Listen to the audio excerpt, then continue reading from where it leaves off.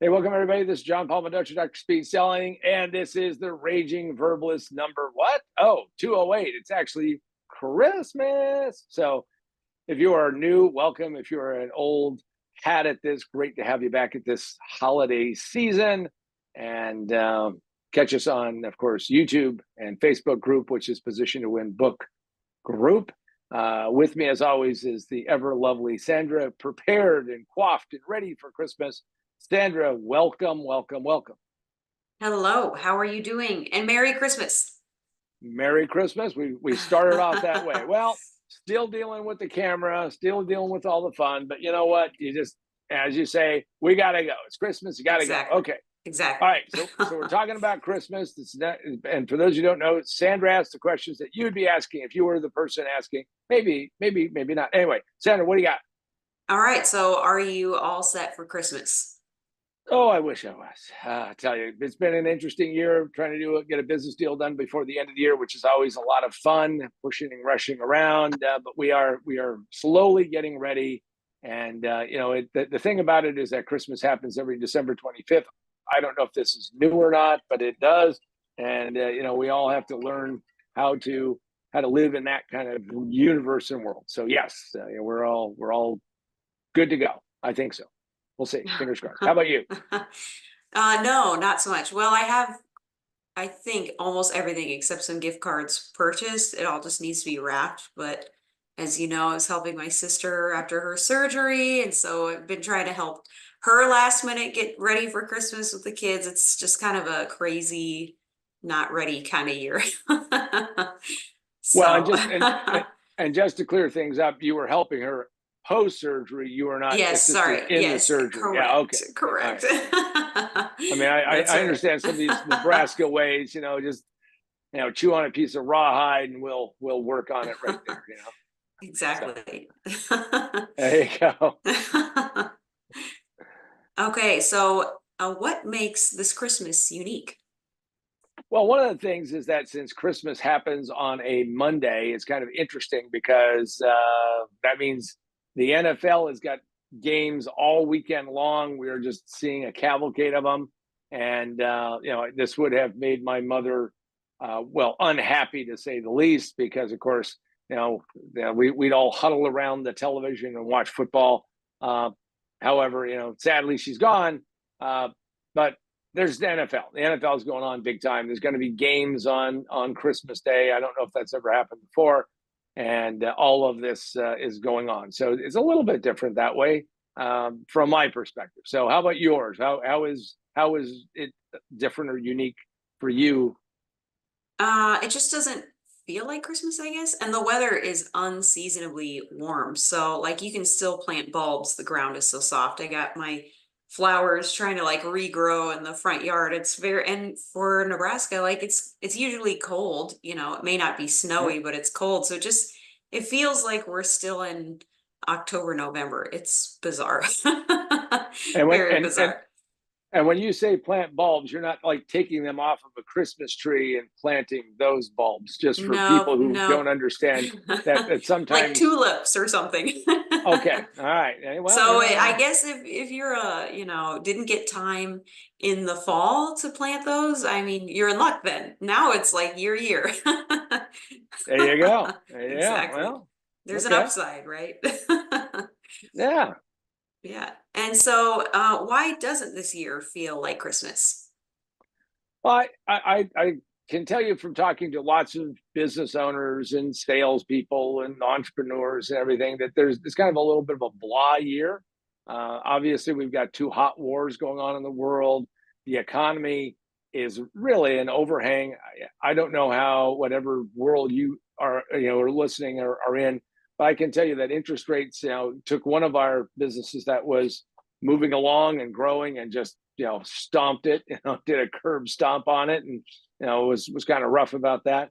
So I think that's part of it. I think that overhang, that's kind of that gray clouds that won't ever go away kind of feeling. Hopefully, we're not going to see that going forward. But that's what I think is kind of a pale over Christmas. Also, from what I saw about the weather, though, this is not a forecast. Though I don't think there's ever any a downside to forecasting weather because like they don't ever do anything to the weather man, woman, person, meteorologist. They never do anything to them if they're wrong, but it doesn't look like there's going to be a lot of white Christmas anywhere in the U.S. So there you go.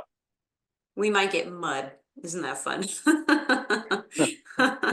I don't know how Might get a you'd fit little that. rain. How Ooh. would you fit that into a song? I'm dreaming of a muddy Christmas. Yeah, I don't I know. guess so. I guess so. Yeah, there you go. I don't know. Um, Doesn't sound as sense. and have you done anything to help people get into the Christmas spirit? Well, yeah, one of the things I always like to believe is you should take positive action. You should do what you can. Last week I was on the road in Colorado and had a breakfast meeting, and I was the first person in the restaurant. Not a surprise because I get up early and get there ahead of time. And I was in there and I was talking to the server, and waiting for my two people I was meeting to have a business meeting. And as I was talking to her, I said to her, I've heard from a friend of mine that the worst shift that you can get is really breakfast, because people are the most bitchy and irritating and saying, well, I don't know if this is right, and I don't know if that's right, and all this. By the way, one of the things after I told her this is one of my items came out wrong and she fixed it, so thank you very much. But what I did was I said, look, and I also hear that people who have breakfast are usually lousy tippers. I know there's a whole big controversy about the over tipping. And I said, look, yeah, we're going to be here a little bit longer. We're going to consume your, part of your real estate here. So I said, I just want to kick off your day right. And I gave her a $20 tip to start off. I mean, when we all paid out, we give her another tip, but made her Christmas. And maybe it made something a little bit better that day, but she was great. And then I flew home a couple of days later, and I was talking to the Uber guy, and the Uber guy, really interesting guy, huge family. He was planning on going back to Mexico for Christmas, and we were talking about it and how Uber has changed the split. And I didn't. He wasn't a bitching guy, but I just kind of like pulled that out of him. And so we got to dropping me off at my house, and had done he was really a nice guy. And I said, well, I'm not going to give you a tip on the. I'm not going. I said I'm not going to give you a tip. And he went, oh, I know I shouldn't have said. I said, no, I'm not going to give you a tip through the app, because then Uber takes part of your tip. And I gave him a tip, and he again was a very happy guy about that. So my suggestion is that if you want to help get into more of the Christmas spirit, is help those that you can help. And if you need help, ask people to help you out, and kind of take it from there. So just keep that in mind. And so those are the things that I did.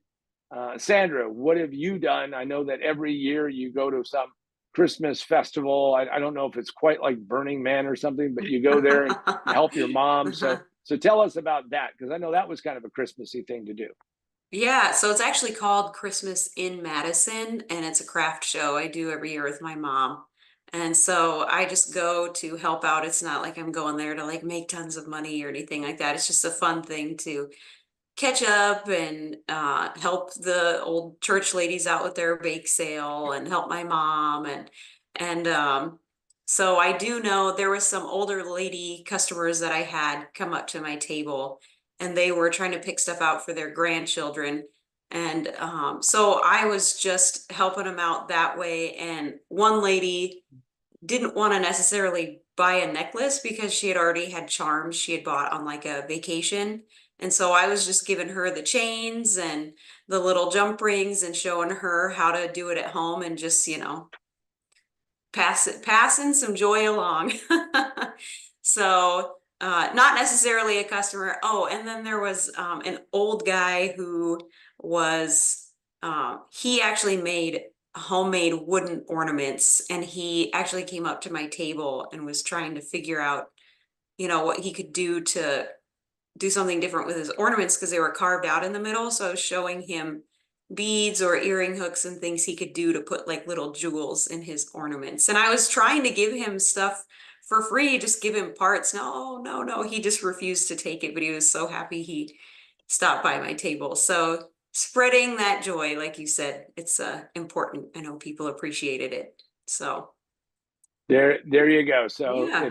if you have a mind to put it on your calendar, maybe your bucket list, Christmas in Madison, Madison, Nebraska, Yep. and just say, I've got to do it before I check out. And I mean, it's Exactly. I mean, there's the Vatican, there's the Eiffel Tower, then there's Madison in There you Christmas. go. So They play eh, music down at the Methodist church, I think that closed, and now they made it like this little like art place, and the local museum is open that day, and you can get Christmas cookies and cocoa. I mean, it's very small town Hallmark movie type stuff. So why wouldn't you want to come by? Come on. this might create a trend. So they That's may have right. to call in for a highway patrol or something, and make sure that the Exactly. roads are clear. So now, if you want to, if you and it's a little late because when we're putting this out, but if you want to get something for Christmas and for the new year, well, you might check out my book. Most businesses fail in the first 5 minutes. It just takes them 3 to 5 years to realize it. Position to Win.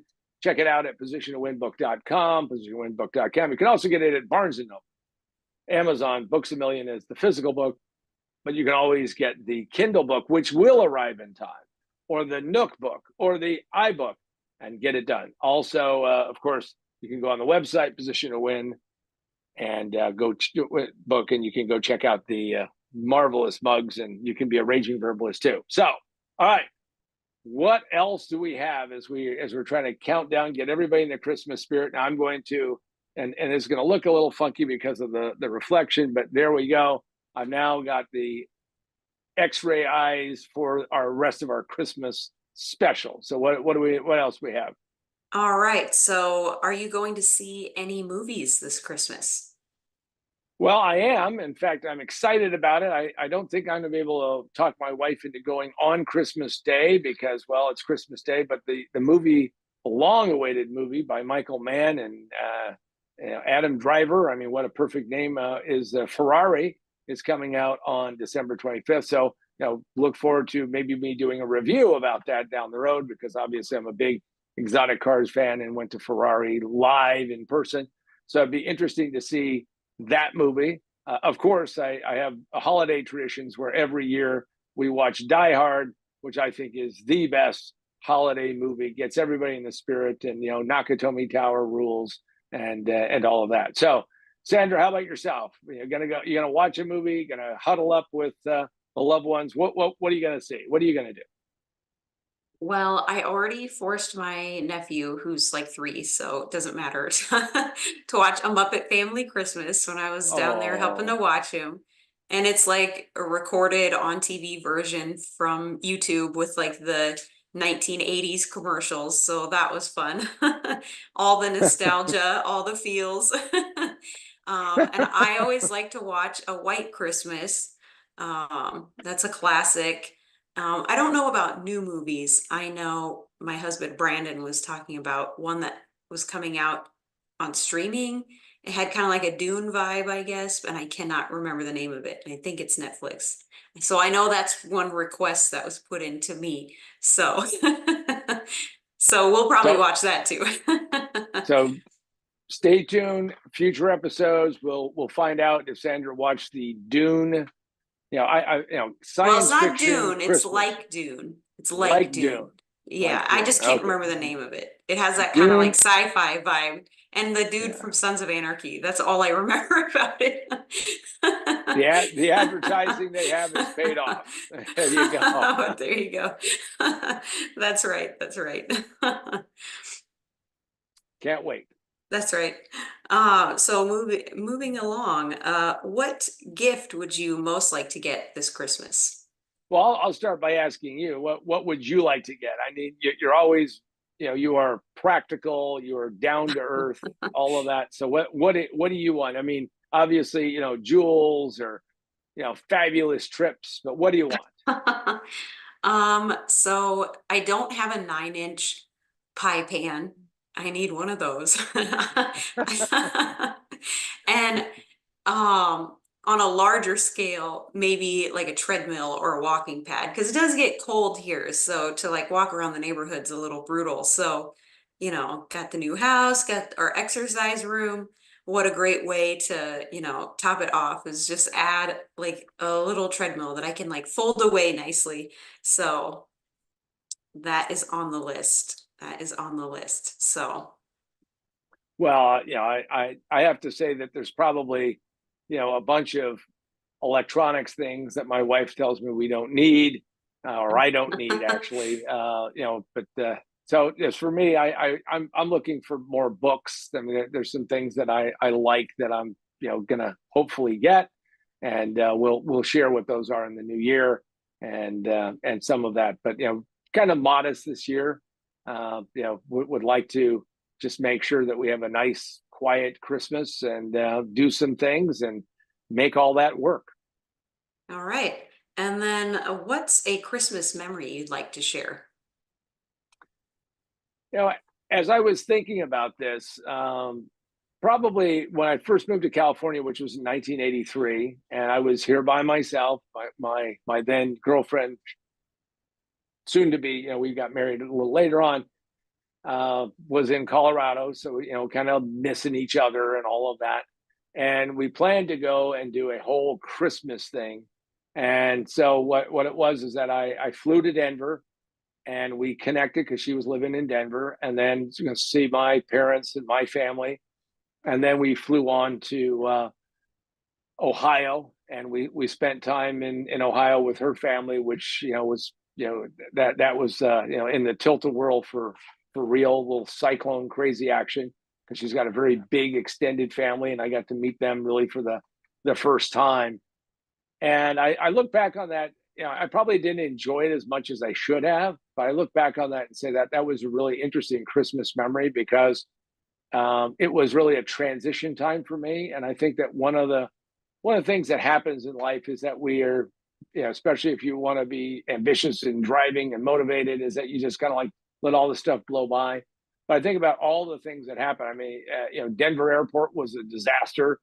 You couldn't get your luggage, and yes, we checked luggage, but we finally got it all to work, and we had a great Christmas. And so I look back on that one, and that was kind of a real change for me in what I thought about Christmas. I was never really a big Christmas person. I have to give my wife, Becky, crop or props for that because she said no, hey, Christmas can actually be fun, and we turned it into that kind of thing. So that would be like a favorite memory of mine that I think about is how amazing all of that was, even though it was so many years ago. Sandra, how about yourself? What is a favorite Christmas memory? I mean, obviously, I don't know, maybe something that you did.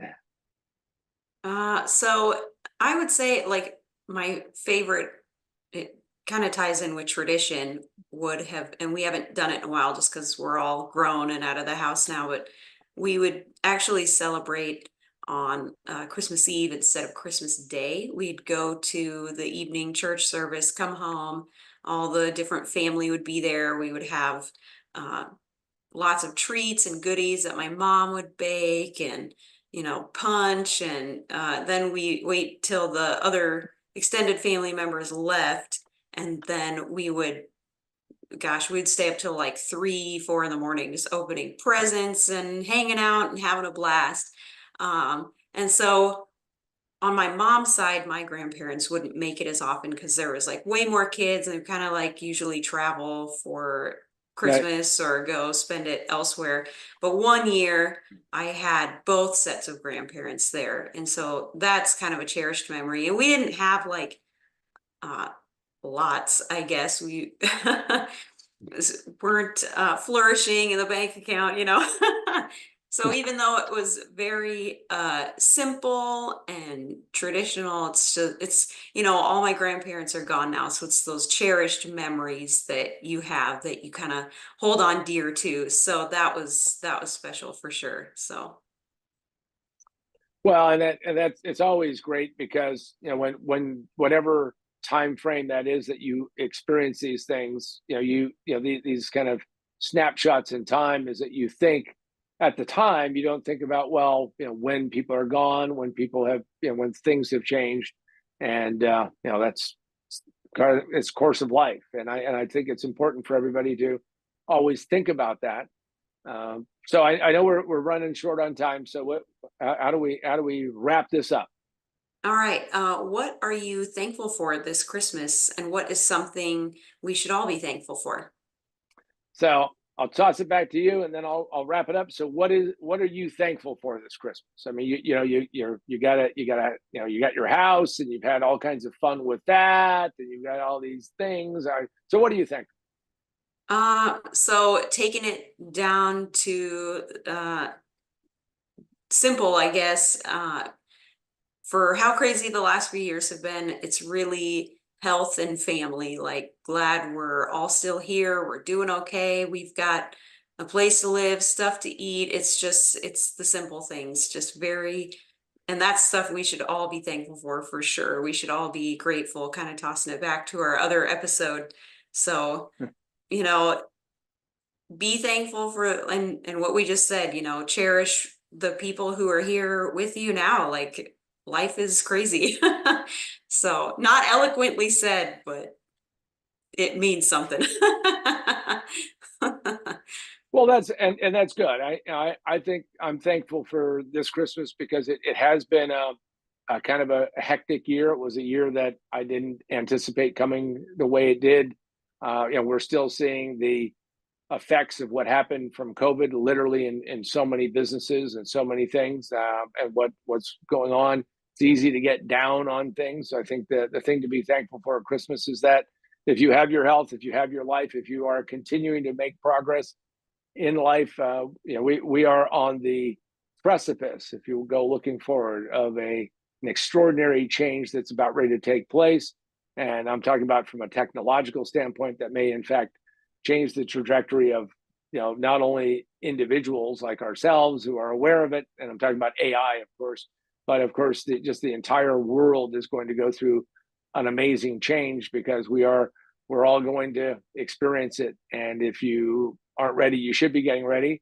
So be thankful for what you have, but also be looking forward and saying, how do I run as hard and fast as I can for this coming year that's about to happen? And just know that's something that you should be thankful for, to be optimistic about. I know lots of people are pessimistic, but I believe that now, at any other time of the year, it's time to be optimistic. And if you celebrate any other holiday, I know we didn't cover them. I don't know those traditions. I don't want to fake it and say that I do. But what I want to say is, whatever holiday, whatever you happen to celebrate, please celebrate it with the best of intentions. Be kind to every person that you meet. Be careful with what you say, and more importantly, is if you respect yourself and you respect those around you, and you show that care and love that we all kind of aspire and need, that your life, all of our lives, will be just that much better. So for myself, John Paul Mendoza, Dr. Speed Selling, and the ever lovely Sandra, we wish you a Merry Christmas, a Happy Holidays, and we'll be talking to you on the next Raging Verbalist.